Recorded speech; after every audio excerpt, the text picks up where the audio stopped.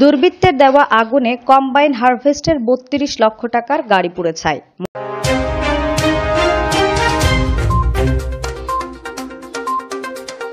অপরূপ TV online. আসসালামু আলাইকুম, অপরূপ টিভি থেকে আমন্ত্রণ জানাচ্ছি। আমি তানিশা সুলতানা আফিফা। দুর্বৃত্তের দেওয়া আগুনে কম্বাইন হারভেস্টের ৩২ লক্ষ টাকার গাড়ি পুড়ে ছাই। মোহাম্মদ রাশেদ খান ভোলা। দুর্বৃত্তের দেওয়া আগুনে কম্বাইন হারভেস্টের ৩২ লক্ষ টাকার গাড়ি পুড়ে ছাই। আজ ২৫শে এপ্রিল শুক্রবার গভীর রাতে চরপাতা ইউনিয়ন ৭ নং ওয়ার্ডে অগ্নিকাণ্ডের ঘটনা ঘটে।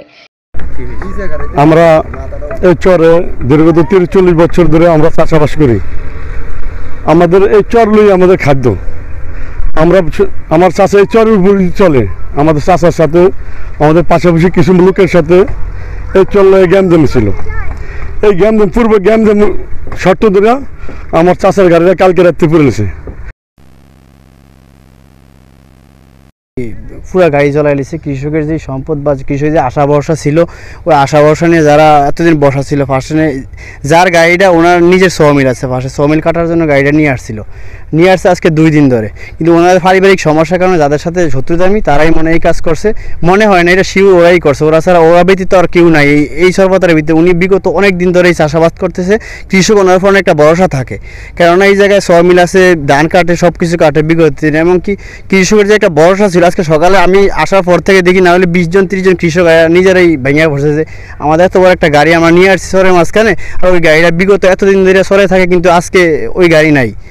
স্থানীয় সূত্রে জানা যায়, দুর্বৃত্তরা আগুন লাগিয়ে গভীর রাতে পালিয়ে যায়।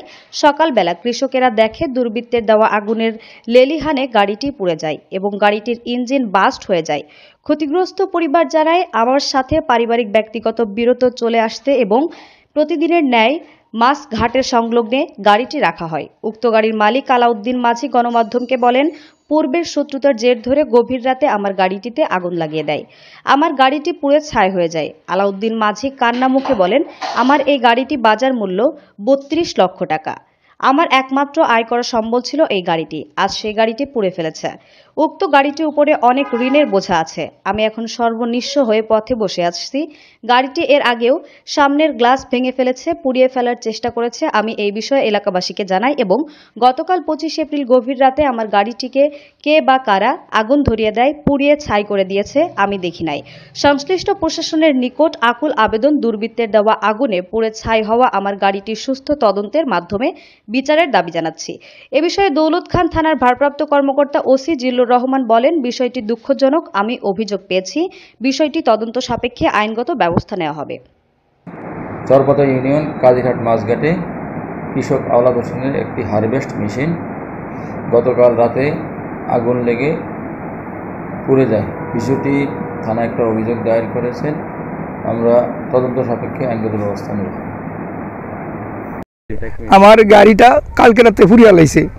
আমার সাথে গন্ডগোলে শামসু মাঝির ছেলে আমার ফার্স্ট চুরি করছে, গাড়ির ফার্স্ট চুরি করার শামসু মাঝির ছেলে মারছে। ওই সালিশদাররা মারিয়া জরিমানা করছে 51,000 টাকা। সেই জন্য আজি আমার গাড়ি ফুরিয়া লাইছে। আর আমার গাড়ি নিয়ে সর গন্ডগোল করিয়া হেন আমার গাড়ি ভাঙচুর করছে। সকালবেলা বাজারে আইসা দেখি, খবর পাইলাম লোক মারফত যে মাঝি বাড়ির আওলাদ মাঝির গাড়িটা চরের মাঝখানে আগুন লাগাইছে কারা যেন। আমি চাই যারা এই গাড়িতে আগুন লাগাইছে তারা একটা ন্যাক্কার জন্য কাজ করছে, এটা সুস্থ তদন্ত করে তাদেরকে বিচারের আওতায় আনা হোক। ধন্যবাদ। গাড়িতে আগুন জ্বলে, কিন্তু যারা আগুন দিয়ে তারা কাজটা ঠিক করে নেয়। না, আপনার সরেন, আপনি